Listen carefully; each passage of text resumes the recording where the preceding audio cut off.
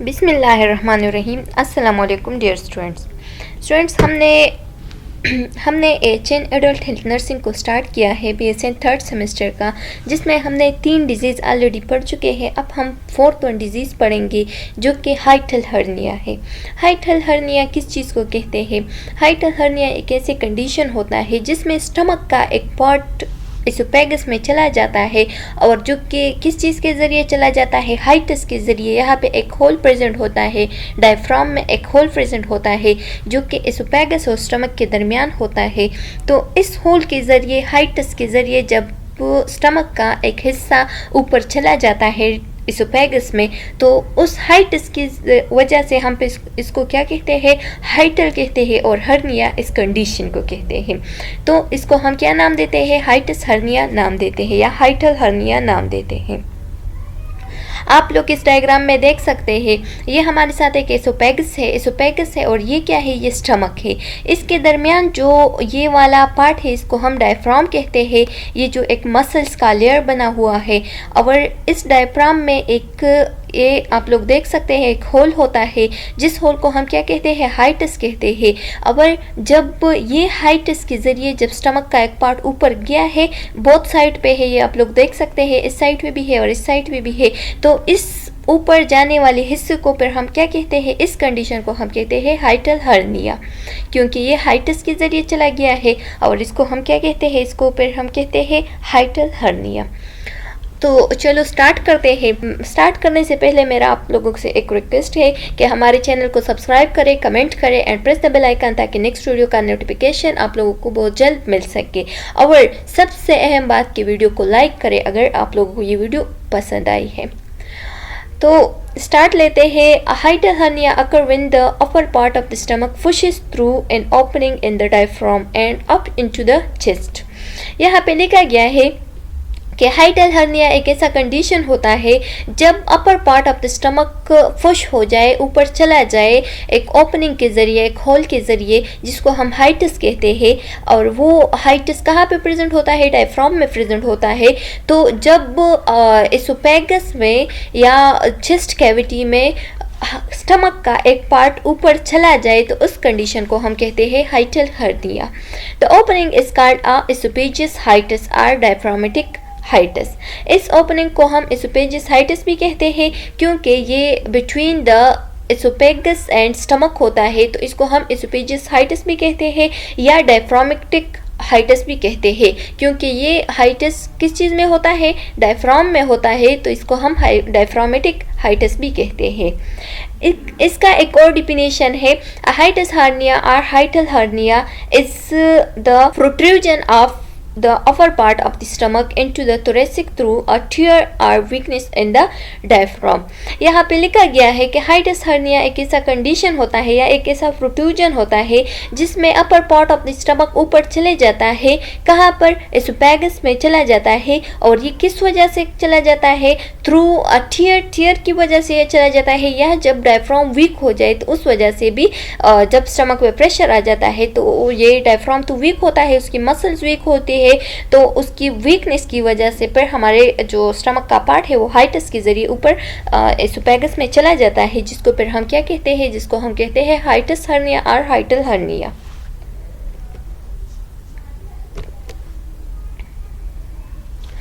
अच्छा स्टूडेंट्स, अब है पैथोफिजियोलॉजी। इसका पैथोफिजियोलॉजी क्या है? यानी ये एक डिजीज़ कंडीशन है, तो इसको पैथो कहते हैं। और फिजियोलॉजी यानी इसका जो सारा फंक्शन है, सारा स्ट्रक्चर है, यानी ये कैसे अकर होता है, ये डिजीज़ कैसे होता है, तो इसको हम क्या करेंगे? इसको अब हम पैथोफिजियोलॉजी में सारा इसका फिजियोलॉजी डिस्कस करेंगे। नॉर्मली द इसोफेगस और food tube passes down through the chest. Normally ऐसा होता है कि जो फूड ट्यूब होता है, यानी जो हमारा एसोफेगस हो गया है, इसको हम फूड ट्यूब भी कहते हैं। ये कहाँ होता है? ये चेस्ट में पास हुआ होता है, और ये डायफ्राम को क्रॉस करके स्टमक से कनेक्ट होता है।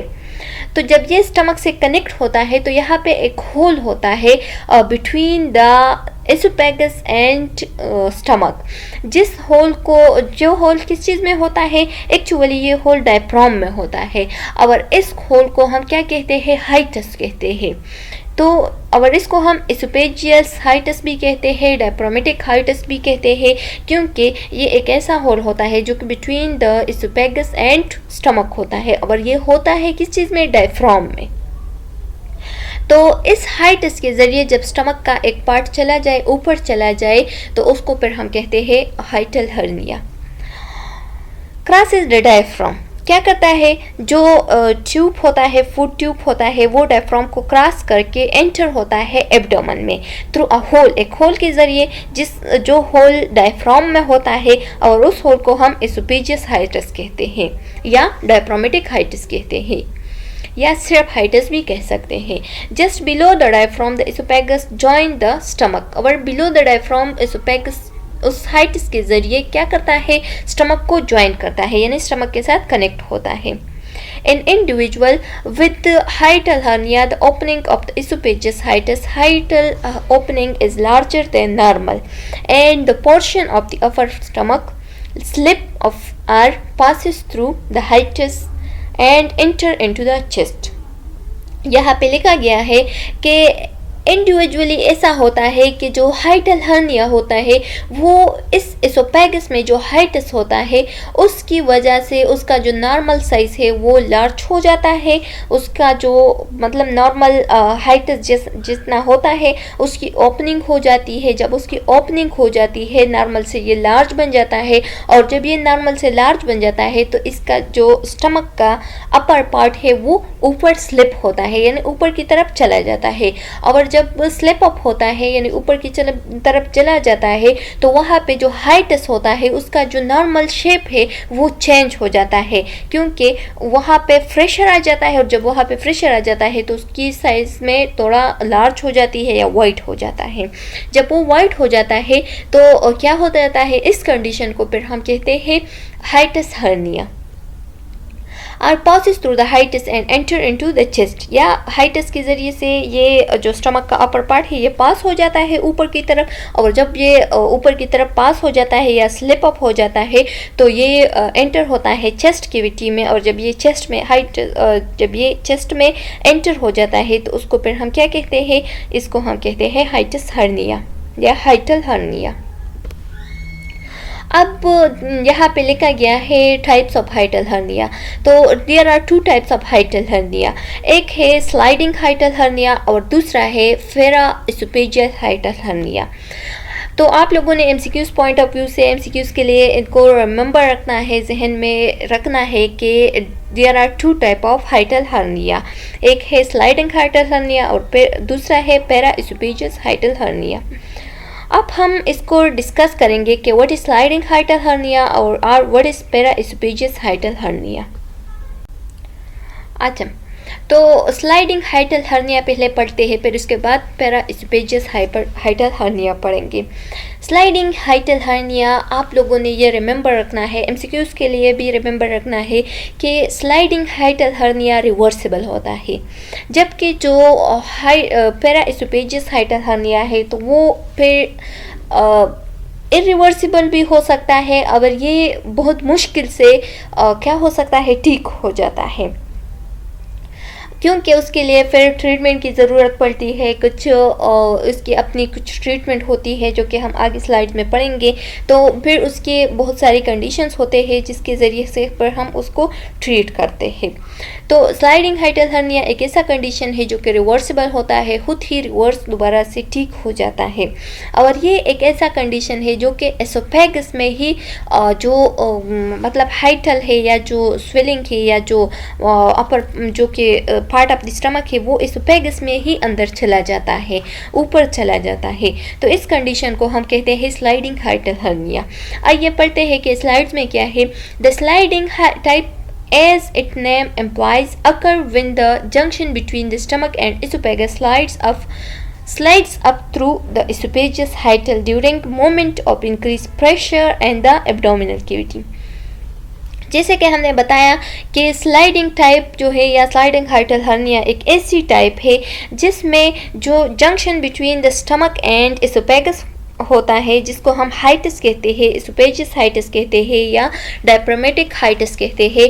तो उस हाइटिस के ज़रिए upper part of the stomach due to increase pressure या due to increase moment of pressure की वजह से क्या हो जाता है, एब्डोमिनल कैविटी का या जो स्टमक का जो पार्ट है, अपर पार्ट ऑफ द स्टमक है, तो वो कहाँ चला जाता है, ऊपर चला जाता है।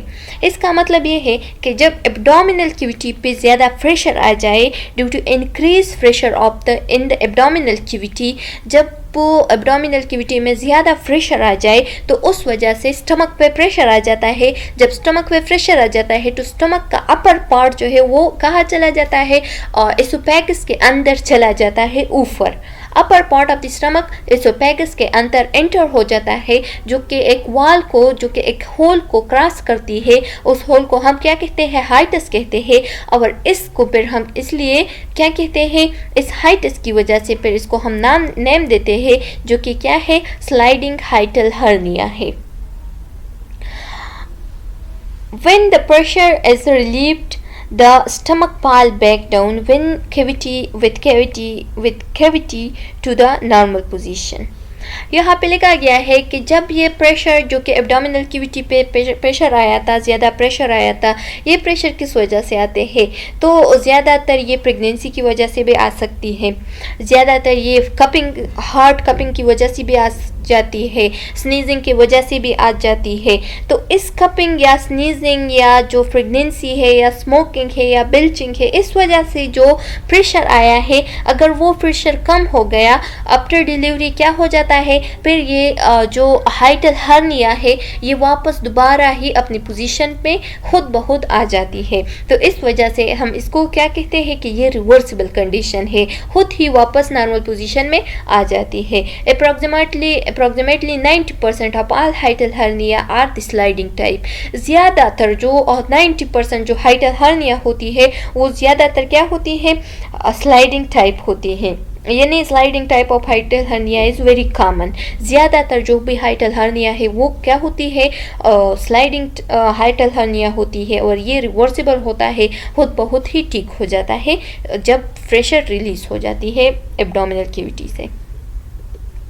अब हम पढ़ेंगे para oesophageal hiatal hernia. Para oesophageal hiatal hernia का जो नाम है तो उससे पता चलता है कि ये कौन सा कंडीशन होता है। पैरा का मतलब है पैरेलल, यानी ये एक ऐसा कंडीशन होता है जो हाइटल हर्निया बनता है तो वो पैरेलल टू एसोफेगस होता है। यानी जो हमने पढ़ा कि जो स्लाइडिंग हाइटल हर्निया था वो एसोफेगस के अंदर ही, स्टमक का पार्ट क्या होता था, अंदर ही चला जाता था और जो मतलब स्लाइडिंग अप हो जाता था। अब ये स्लाइडिंग अप हो जाएगा, मतलब ये भी स्लाइडिंग अप होता है लेकिन ये पैरा एसोफेजियल होता है।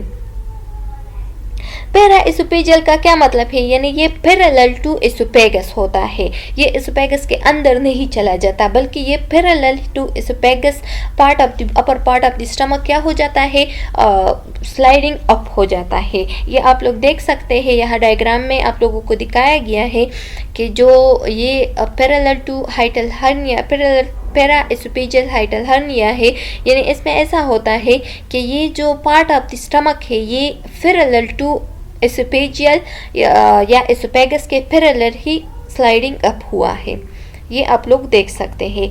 और ये एक क्या कंडीशन है, ये लेस कॉमन कंडीशन है, यानी ये बहुत ही रेयर लोगों में होता है, बहुत ही रेयर कंडीशन है। यानी ज़्यादातर लोगों को क्या होता है, स्लाइडिंग अप हाइटल हर्निया होता है और बहुत कम लोगों को पैरा एसोफेजियल हाइटल हर्निया होती है। In paraesophageal hiatal hernia there is no sliding up and down। इसमें पेट स्लाइडिंग अप एंड डाउन नहीं होता, यानी ये रिवर्सिबल नहीं है, ये खुद बहुत ठीक नहीं हो जाता बल्कि इसके लिए पेट ट्रीटमेंट करना पड़ता है। जो कि हमारे साथ स्लाइडिंग एसोफेजियल हाइटल हर्निया था तो वो क्या था, वो रिवर्सिबल था, खुद बहुत ही डाउन एंड अप उसमें हो जाता था और जब प्रेशर कम हो जाता था तो वो डाउन वापस अपने नॉर्मल पोजीशन में आ जाता था। A portion of the stomach remains stuck in the chest cavity. जो portion of the stomach है, upper part of the stomach है, जैसे कि हमने बताया कि जो हाइटल हर्निया होती है उसमें क्या हो जाता है, जो upper part of the stomach है वो ऊपर की तरफ चला जाता है. तो जब ये ऊपर की तरफ चला जाता है तो वहाँ पे ये क्या हो जाता है, स्टक हो जाता है, यानी फिर इसमें अप एंड डाउन नहीं होता, बल्कि चेस्ट कैविटी में ये रिमेन स्टक हो जाता है. These hernia remain in the chest at all times. ये हर्निया एक ऐसी हर्निया है जो कि चेस्ट कैविटी में फिर ऑल टाइम रहता है, मतलब इसमें अप एंड डाउन नहीं होता. तो इसलिए ये लेस कॉमन कंडीशन है और इसके ट्रीटमेंट फिर डिफरेंट तरीके से होते हैं, जिसको हम आगे स्लाइड में डिस्कस करेंगे. Causes of hiatal hernia: increased pressure within the abdomen caused by heavy lifting or bending over. ज़्यादातर जो इसकी कॉमन काजेस है तो वो क्या है, एब्डोमिनल कैविटी में जब प्रेशर आ जाता है तो हाइटल हर्निया अकर होती है, जैसे कि हेवी लिफ्टिंग और बेंडिंग ओवर. अगर कोई बेंडिंग ओवर हो जाए यानी बेंट हो जाए तो उस वजह से भी एब्डोमिनल में क्या आता है, उस पर प्रेशर आ जाता है और उस वजह से भी हाइटल हर्निया हो जाती है. या अगर ज़्यादा वर्कलोड उस पर आ जाए, यानी हेवी चीज़ क्या करे, ऊपर करे या लिफ्ट करे या उठाए, तो उस वजह से भी क्या हो जाता है, एब्डोमिनल पे प्रेशर आ जाता है, जिसकी वजह से हाइटल हर्निया काज हो जाती है. फ्रीक्वेंट और हार्ड कपिंग. फ्रीक्वेंट ज़्यादा या हार्ड बहुत तेज़ी से कपिंग करना, तो उस वजह से भी हाइटल हर्निया काज होती है. हार्ड स्नीजिंग की वजह से, हार्ड स्नीजिंग मतलब जो बहुत हार्डली स्नीज करता है तो उस वजह से भी हाइटल हर्निया काज होती है. प्रेगनेंसी की वजह से भी या डिलीवरी के टाइम में भी हाइटल हर्निया हो जाती है. वोमिटिंग की वजह से भी क्या होता है, ऐसा महसूस होता है कि स्टमक अपर आ जाता है, तो उस वजह से भी स्टमक का कुछ पार्ट जो है ना वो एसोफेगस में, अपर पार्ट एसोफेगस में चला जाता है, या हो सकता है ऐसा कंडीशन, मतलब ये भी एक कॉमन काज में आ सकती है. Straining with constipation. कंस्टिपेशन की वजह से भी हो जाती है. ओबिसिटी की वजह से भी, क्योंकि ओबिसिटी से क्यों होती है, क्योंकि एब्डोमेन में बहुत ज़्यादा प्रेशर आ जाता है और उस वजह से फिर हाइटल हर्निया काज हो जाती है. हेरिडिटी जो जीन्स की वजह से, मतलब जो कंजेनिटल होता है, तो ये बहुत रेयर केसेस होते हैं, मतलब ज़्यादा ऐसे नहीं होते कि हेरिडिटी की वजह से क्या काज हो जाए, हाइटल हर्निया काज हो जाए. फॉर एग्ज़ाम्पल एक सिंड्रोम है एहलर-डैनियल्स सिंड्रोम. इसमें ऐसा होता है कि हमारे जॉइंट भी इफ़ेक्ट हो जाते हैं, स्किन डिफॉर्मिटीज़ भी हो जाती है, बीपी पे इफ़ेक्ट हो जाती है, कार्डियक वाल का डिसऑर्डर भी अकर हो जाता है, यूटेराइन में भी डिसऑर्डर अकर हो जाती है. तो इस कंडीशन में वीकनेस ऑफ डायफ्राम भी हो जाता है, और जब वीकनेस ऑफ डायफ्राम हो जाए तो हमने ऊपर स्लाइड में पढ़ा कि वीकनेस ऑफ डायफ्राम की वजह से भी हाइटल हर्निया काज हो जाती है.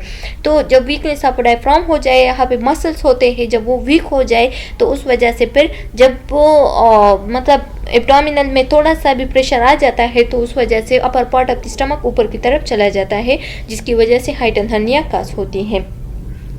फिर पढ़ते हैं स्मोकिंग. स्मोकिंग की वजह से कैसे काज होती है. स्मोकिंग ज़्यादातर लोग, इसका दो टाइप ऑफ एग्जांपल हम ले सकते हैं. एक तो ये कि स्मोकिंग जो है ना, ये ज़्यादातर लोग स्ट्रेस और एंजाइटी की वजह से लेते हैं, स्मोकिंग करते हैं, तो उस वजह से भी जब वो स्ट्रेस होता है बंदे पे तो उस वजह से भी जो स्टमक की प्रॉब्लम, बहुत ज़्यादा प्रॉब्लम हो जाती है, जिसकी वजह से डायफ्राम वीक हो जाती है. फिर जब वो कोलेजन प्रोटीन कम हो जाती है तो जो मसल्स होते हैं वो वीक हो जाते हैं, और जब मसल्स वीक हो जाए तो उसकी ये जो हमारा डायफ्राम होता है ये भी मसल से बनता है. जब मसल्स वीक हो जाते हैं तो डायफ्राम का मसल्स भी वीक हो जाते हैं, और जब डायफ्राम का मसल्स वीक हो जाए तो उस वजह से क्या हो जाता है, फिर हाइटल हर्निया काज हो जाती है. तो स्मोकिंग का एग्जांपल हम ऐसे ले सकते हैं. दूसरा ये कि स्ट्रेस एंड एंजाइटी होती है. स्ट्रेस एंड एंजाइटी की वजह से लोग स्मोकिंग करते हैं, और जब लोग स्मोकिंग करते हैं तो उस वजह से फिर डायफ्राम जो है ना वो वीक हो जाता है, और जब डायफ्राम वीक हो जाता है तो तब भी हाइटल हर्निया काज कर सकती है. Stress and diaphragm weakness. Stress या डायफ्राम वीकनेस की वजह से भी क्या हो जाता है, हाइटल हर्निया काज हो जाती है. स्ट्रेस का एग्जांपल हम वर्कलोड भी ले सकते हैं. जब इंसान पे वर्कलोड होता है तो उस वजह से भी क्या हो जाती है, स्टमक की प्रॉब्लम आ सकती है, जिससे डायफ्राम इफेक्ट हो सकता है। जब डायफ्राम इफेक्ट हो जाए तो वीकनेस ऑफ डायफ्राम काज करती है, वीकनेस ऑफ डायफ्राम की वजह से फिर हाइटल हर्निया काज हो जाती है। अब हम पढ़ेंगे sign and symptoms of hiatal hernia. Signs वो होते हैं जो कि डॉक्टर या जो ऑब्जर्वर होता है वो ऑब्जर्व करे, तो उसको हम क्या कहते हैं, साइन कहते हैं। और सिम्टम्स वो होते हैं जो कि पेशेंट खुद बताए कि मुझ में ये सिम्टम्स है। अब पढ़ेंगे sign and symptom of hiatal hernia. तो एक तो ये कि चेस्ट पेन होता है या प्रेशर होता है। चेस्ट पेन जो है ना, ये क्या होता है, क्यों होता है? चेस्ट पेन इस वजह से होता है क्योंकि चेस्ट कैविटी पे प्रेशर आ जाता है या एब्डोमेन पे प्रेशर आ जाता है, जिसकी वजह से फिर चेस्ट पे भी प्रेशर आ सकती है क्योंकि स्टमक का पार्ट चेस्ट कैविटी में चला जाता है। तो इस वजह से फिर चेस्ट पेन या चेस्ट प्रेशर उसे महसूस होता है, पेशेंट को महसूस होता है। हार्ट बर्न जो कि क्या होता है, हमने एकलेजिया में बहुत डिटेल के साथ डिस्कस किया है, वहाँ पे आप लोग पढ़ सकते हैं। तो इस वजह जो हाइटल हर्निया के पेशेंट होते हैं तो वो उसको हार्ट बर्न भी क्या होता है, महसूस होता है। डिफ़िकल्टी स्वाल्विंग में डिफ़िकल्टी होती है, तो जाहिर बात है जब एसोफेगस में अपर पार्ट ऑफ द स्टमक चला जाता है तो डिफ़िकल्टी इन स्वाल्व तो होगा। Cupping and shortness of breath, cupping भी फील करता है या कपिंग भी हो जाता है, जिसकी वजह से तो हाइटल हर्निया हुआ है। या शॉर्टनेस ऑफ ब्रीथ, क्योंकि जो एस्पायरेशन है वहाँ पे एस्पायरेशन हो जाता है, क्योंकि स्वालिंग में डिफ़िकल्टी है तो एस्पायरेशन भी हो सकती है, और जब एस्पायरेशन हो जाए तो शॉर्टनेस ऑफ ब्रीथिंग भी महसूस होती है, या जो कपिंग है वो भी हो जाती है। बिल्चिंग हम किस चीज़ को कहते हैं? बिल्चिंग मतलब ये है कि डकार लेना। एक्सपेल एयर थ्रू माउथ, जब हम माउथ के ज़रिए एयर को एक्सपेल करते हैं, जो डकार लेते हैं, तो वो भी हो जाता है। हाइटल हर्निया का एक साइन एंड सिम्टम है। हिकअप भी हो जाता है। हिकअप्स का क्या मतलब है? सडन या involuntary contraction of the diaphragm muscle.